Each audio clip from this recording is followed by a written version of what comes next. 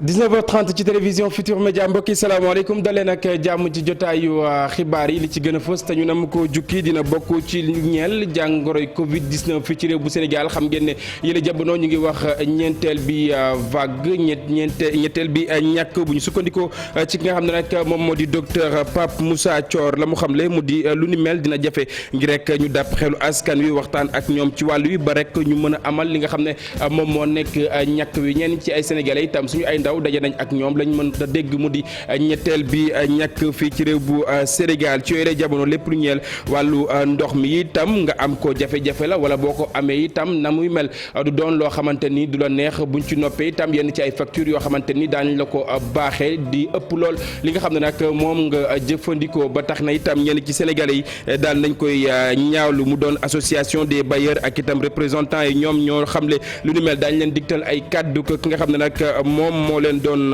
addu lépp lu ñeel wàllu élection locale yi jiixe jaaxa wala bokk ay fitna yoo xamante ni dees na ko ci nemmeeku ba tax itam gradek jamono yi nag ba ngay wéyal bu baax a baax li nga xam ne moom moo di sensibilisation bi di waxtaan ak askan wi ngir rek ñu mën koo amal ci ak dal ci yenn ci ay zone yoo xamante ni njort nañ ne rek lépp lu soxal wàllu fitna mënees na fa am ni ñu leen koy defalee alxames bu jot mu di les bonnes feuilles de la rédaction tey ji itam daañu taxaw ci li lee di démarche qualité au sein d'une administration publique expérience du trésor public sénégalais lu ni mel ki nga xam ne moom moo di inspectrice wile moom la fësal Ndeye Aram Fall Sall aw téere la woo xamante ni nag lañ ca jukki ci ay page ëpp na téeméeri page waaye tam lañ ca dëxëñ am na solo lool daañu leen ko digtal ci jotaayu xibaar yi mbokk yi tënk yaa ngoog léegi ma dikk ñu faram fàcce.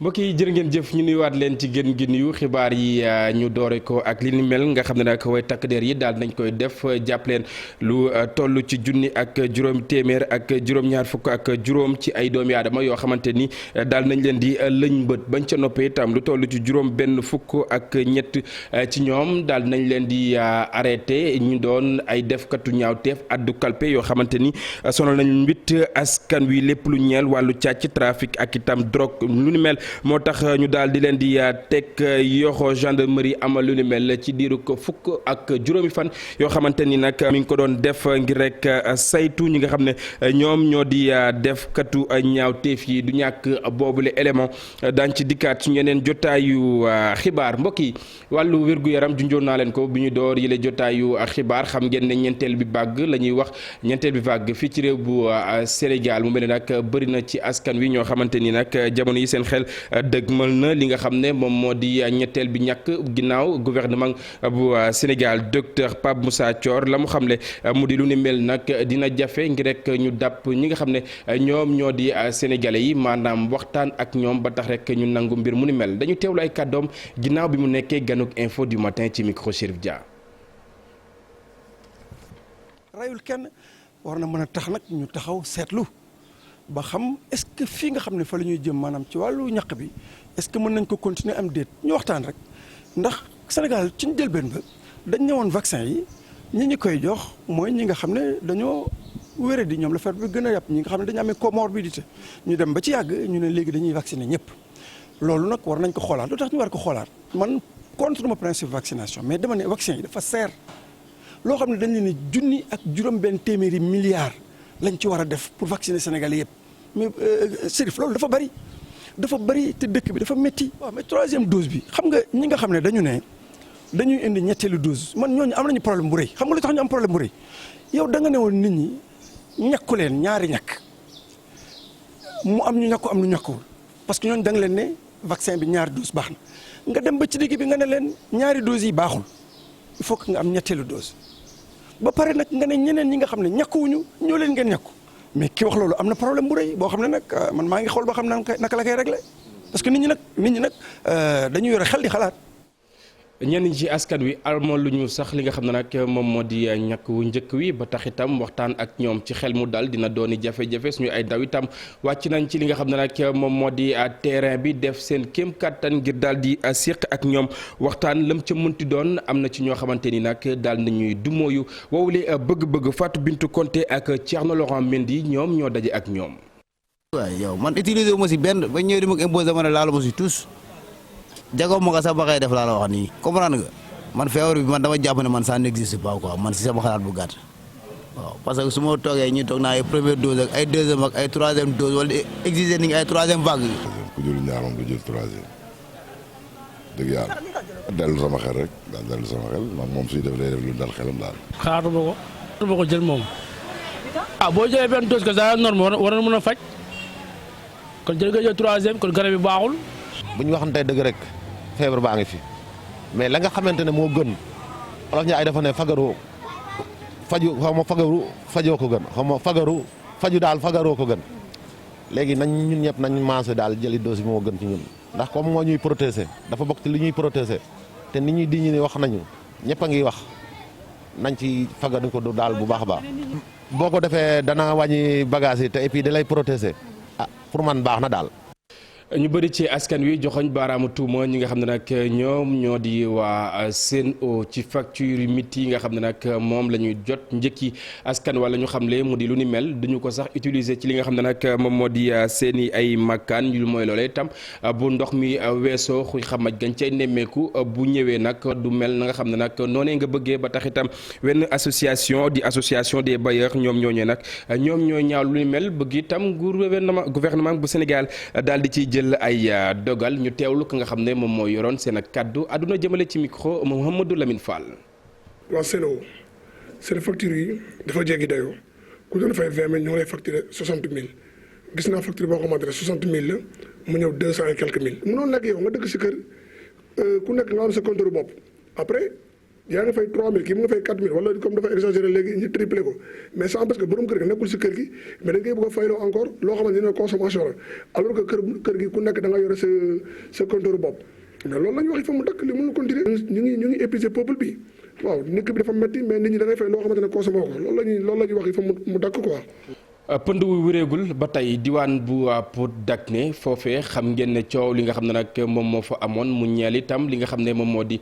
coowal xeet waaso jamono yi nag jàppale ne ki nga xam ne moom moo di chef de village ba la mu xamle mu di nag daañu ca def kéem kattan ba jafe-jafe yi nga xam ne ñenn ci askan wi ñu ngi koy dund bokk na ci defar ci aw sëk yoo xamante ni kenn du ne fii la ñu war a suul kii ak kile wala bokk ñoom moom yile sëkk ñu teewlu reportage bi nga xam ne Cheikh Anta Diop Selatiir amal nañu ko. ginnaaw bi ñu déggee coow li nga xamante ni moo am ci dëkk bi ñu ñëwoon fii li ñu tax a ñëw mooy jaale d'abord suñu mbokk yi nga xamante ni dañu am naqar mooy dafa am kenn ci ñoom ku wàññeeku ñu ñëw pour defal leen ziar leen bokk ak ñoom naqar gi mais ñu ñëw tamit ngir defal leen maanaam fexe ba li leen dal ndax ñàkk sa waajur metti na war a denc ñun la doo ko fi denc ak lu mënti nekk ci biir rek loolu day gën a diisal naqar bi. ñetteel bi nag mooy ñu ñëw pour dox ci tànku jàmm parce que lu mel nii kenn du ko régler ci force ak doole maanaam yu mel nii jàpp nañ ni ci état la ñu nekk ci république la ñu nekk. mais lu mel nii du gendarmerie tribunal la koy régler lii da ngay waxtaan ak nit ñi waxtaan ak xol yi defal leen ba mucc solution. li ma xam ni daal man génne nañ ko comme solution mooy ñu xalaat ak mairie bi nga xamante ni moo ŋànk fii nan lañu mën a def ba fii ci Pod Dagné ak yi ko wër ñu def fii ay cimetières municipaux. gis nañ ni fii ku fi nekk rek am na ci foo féete. te gis nañ ci ñu ci ëpp ñi ngi nekk ci yoonu murit donc am nañ ci jotaay yu ñu ci bëgg a am ak xalifatul général des murit Serigne Mountakha mu doon ki nga xam ne moom moo di Maodo Malick Mbaye demoon ca diwaan boobee nag ngir dox li nga xam ne moom moo di tànkum jàmm mbokk yi ñu wutali ci leneen addu itam ci lu ñeel languk politique bi xam ngeen ne li des ci élection locale yi bareetul ba tax itam jamono yi lay gradek di wéy di ñaax askan wi ngir rek ñu war a wéer bépp gànnaay woo xamante ni nag mënees nañ koo yëkkati ci les élections jamono yi la ñu nga woon diwaan bu Grand Yoff ni ki tey ji ci suba ngir waxtaan ñenn ci askan wa nga xam ne ñoom ñoo fa yeewoo lañ ca jëlee itam Alxasan Ba ak itam Thierno Laurent Mendy ñoom ñoo ñu koy digtal ñu seetaan. GRADEC li ma bëgg mooy anticiper ci lu bëri ndax élection gox yeeg goxaat yi ñu jëm ñaar fukki fan ak ñett ci weeru janvier atub 2022 nekk na li nga xamante ni lu ñëpp di bàyyi xel la moo tax nag amal ndaje yi ni mel lu am solo la ndax jàpp nañ ne ay mbir yu bëri mën nañ tey ji jur fitna ci langum politique bi. bu parparloo amee ak ñàkk par exemple yamale ci wàllu maanaam processus électoral wax naa ko sax mbiru séddale carte yeeg ak yu demee noonu loolu bu fekkee ne vraiment donc sàmmuñu ko effectivement jafe-jafe mën na am. ci projet bu muy duppee fexe ba amal ay élections yi nga xamante ni ay élections yu dal la GRADEC def ci ciblé ay gox yi nga xamante ni jàpp nañ ne fitna mën na faa juddoo waxtu bu ne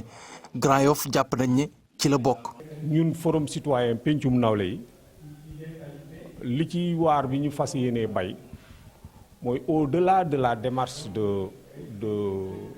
du GRADEC ñun dañuy wëlbatikuwaat organiser ay fora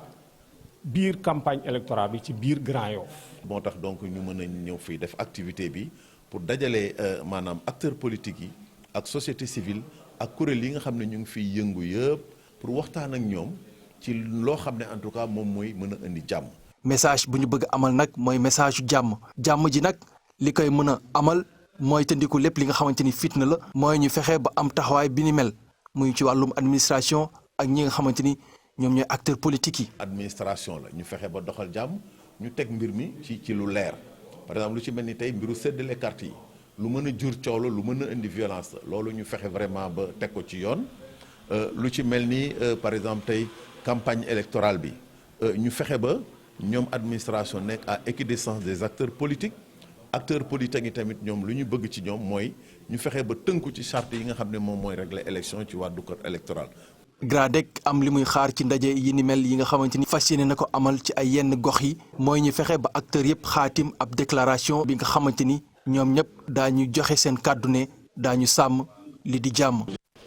ginnaaw bu ñu sànnee seen i carte Alxasan Ba bari itam ñu tabb ka ñu bëgg mu jiite seen aw gox ñeneen ñoo xamante ni ñu ngi woy di sàkku ci ñoom itam bu ñu toogee ci jal bi ñuy nemmeeku wala boog bàyyi xel bu baax a baax ñi nga xam ne ñoom ñoo di askan wi réseau wu droit protection sociale Inspire moom moo gisee mbir mu ni mel naka noonu itam muy sàkku ci ñoom itam ak askan wi ñu mën a amal élection yi ci jàmm ñu teewlu ki nga xam ne nag moom moo ko jiite Abdou Aziz Sy lay wuyoo àdduna jëmale ci micro Habib Faye ak Pape Sangone Mbaye ñu bari ndax dañu nekk ak terrain bi ci ñoom bokk jàkka yi bokk terrain yi bokk arène yi bokk cérémonie yëg yëpp di daje kon amul benn frontière suñu diggante ak candidat yi liste yi ci communes yi dañuy waxtaan alors li tax ñu jóg nag tey mooy fexe ba candidat yi nga xam ne dañu bëgg a dagaan baatu askan wi ñu waxtaan ak ñoom ba ñu engagé wu ci protection sociale fexe ba en tout cas li nga xam ni au niveau macro moom la ñu ci la protection sociale ñoom au niveau local ñu bañ ko jàpp ni ndimbal la wala assistance sociale la mais définir une politique de protection sociale au niveau des communes. am nañu commencé ñu ngi ci pré campagne bi daañu continuer di waxtaan ak ñoom ba ci biir campagne bi li am solo mooy ñu jot ñëpp ñi ci ëpp waxtaan ak ñoom ndax li ñuy tax ñuy jóg mooy askan wi. mooy fichier électoral agenda électoral loolu population bi daanaka ñoru leen lu bari leen ñor mooy seen dundin seen bien-être boobu nag tey ku ko teg ci loxo candidat bi naa ko jël en compte ñoom yaakaar naa ni. weesoogul fii la ñu ko war a defee. mbokk yi jàmm diwaan bu Casamance lu war a mën a nekk la ginnaaw itam aw saytu wala bokk aw taxaw seetlu woo xamante ni njiit bu Pastef moom Ousmane Sonko daal na koy def ba tak tontu dox ci digganteem ak askan wi nga xam ne itam ñoom ñoo fay yeewoo ginnaaw itam ba mu doon nattu lu ni mel àndoon na ko ak yenn ci ay way taskatu xibaar ñu teewlu ay kàddu ki nga xam ne moom moo di Ousmane Sonko ci micro Boubacar Diassi ak Lamine Mandiang. et d'autres l'utilisent politiquement. am na ñuy weeru ci situation bi nu mel ngir defee ko politique waaye fu mu nekk nii condition yëpp mat nañu ngir jàmm dellu si Casamance ñun daal bés ni ki tey dinañu xar suñu tànk tubéy ci wutum jàmm ci Casamance ndaxte dañu ko bëgg a def wax bi nga xamante ne kenn du ko waxtaanee. Tout ce qu'on pourra utiliser et nous nous impliquerons désormais parce que cette question on va en faire une question taboue alors que ceux qui en sont les victimes c'est pas ceux qui sont dans des bureaux climatisés quelque part c'est les populations du sud. te ñu ci lorle askan wi moo ciy lorle ak militaires yi ak combattants yi ñoom ñëpp ay doomu Sénégal lañu. il faut mu jeex te dinañu ci wax ci assemblée nationale bi ndaxte question corse ci France dañu koy wax ci assemblée nationale question catalane ci Espagne dañu koy wax ci assemblée nationale bi te kenn mësut a dégg crise casamançaise bi ci suñu assemblée nationale. il faut que askan wi xam lu xew. En débat public, il faut que les gens sachent ce qui se passe et la culture peut contribuer, beaucoup d'autres choses peuvent contribuer. ni ki démb xam ngeen ne ñu ngi doon daloo aéroplane wu yees mu di Airbus A320 et 300 lu ni mel itam dina mën a tax lépp lu ñeel wàllu dem ak dikk ci wàllu jaww ji gën a ñoŋ fii ci réew bu Sénégal daloo wi ñu ngi ko doon amal ci teewaayu ki nga xam ne nag moom moo di président de la République moom président Macky Sall suñu ay ndaw itam Aminata Mbaxe Sow ak Mar Dieng ñoom ñoo ñu fa teewaloon.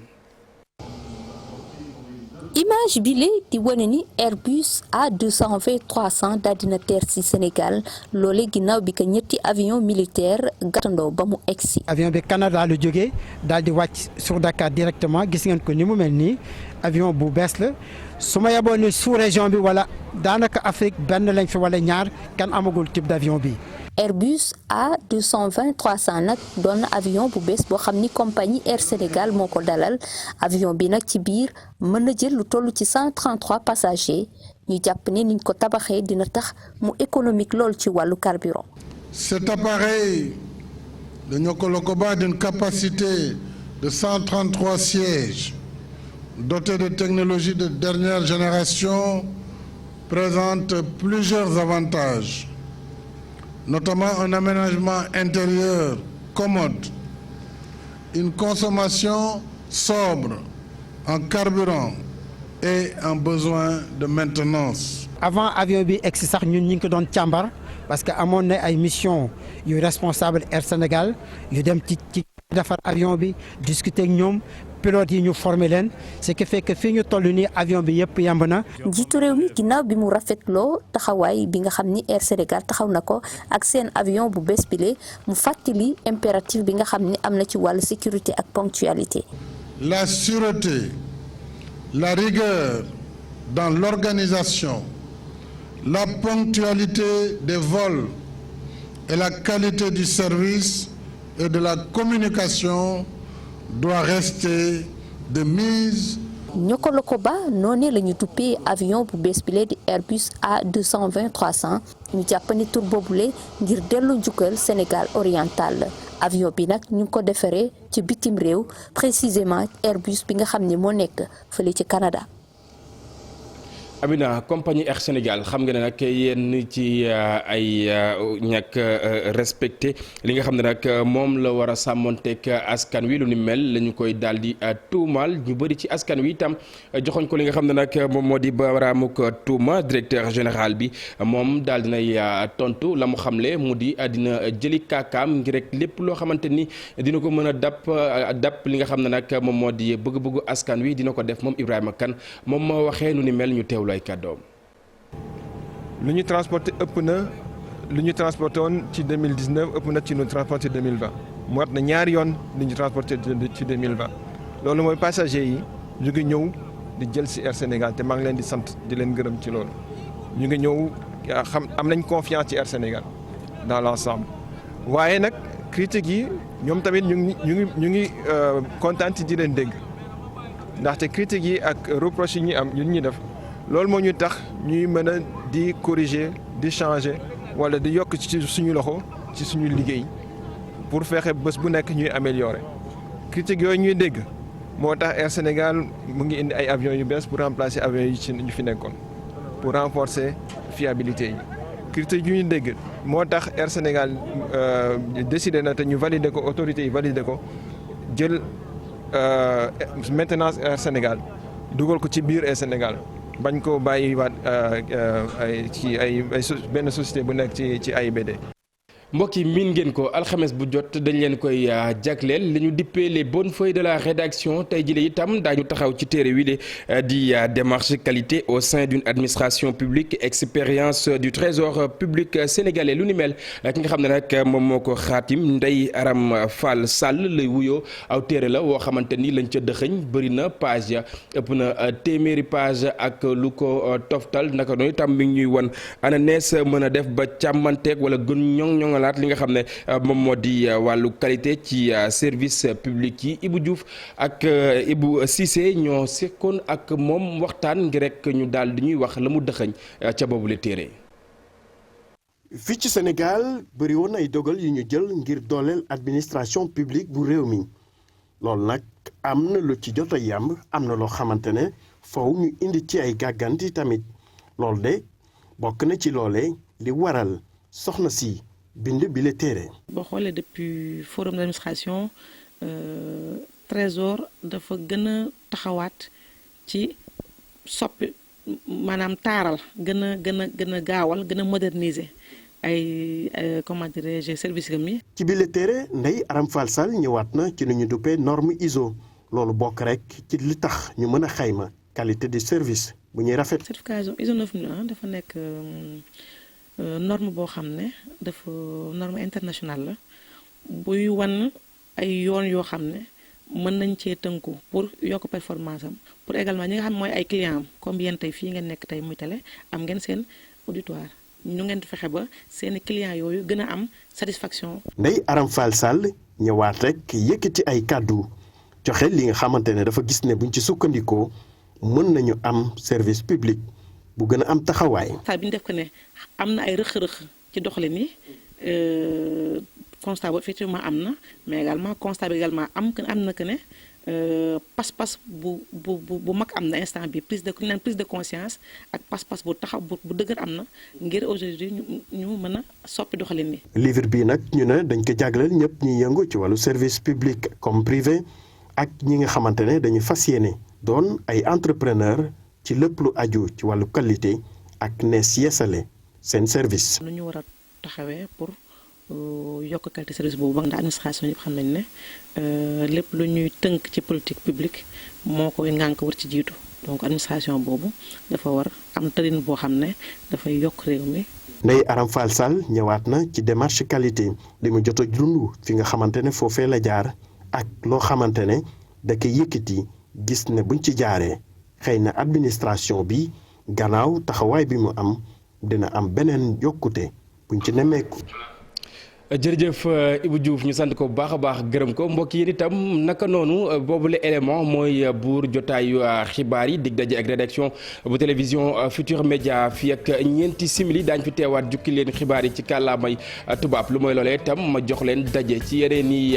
plateau fii ci télévision Futur Média lu mooy loolee itam de seen di wéy ak suñu ay programme jaa ngeen jëf mbokk yi ñu yendu jàmm wala ñu fanaan jàmm.